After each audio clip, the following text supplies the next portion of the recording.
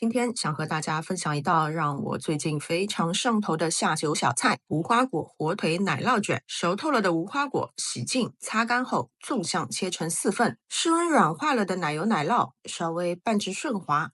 可生食的西班牙火腿平鋪，上半部分放上適量的奶油奶酪，再放2片芝麻葉，放上無花果，包起來或是卷起来都可以，不要包得太實，露出適量的無花果和芝麻葉，顏值會更高。擺盤也很簡單，盤底先不規則的淋一些蜂蜜，放上無花果火腿奶酪卷，表面再淋少許的蜂蜜，然後撒上提前烤香的核桃碎，一道西餐廳級別的前菜就完成了。重點來了，如果你也喜歡喝點小酒的話，這個時候請一定要配一杯長相思。奶香、果香、火腿的鹹香和長相思那種青草、百香果的清爽酸度，簡直是天作之合，真的強烈建議大家試試這個組合。好了，今天的視頻就到這邊，非常感謝大家的觀看，我們下次再見。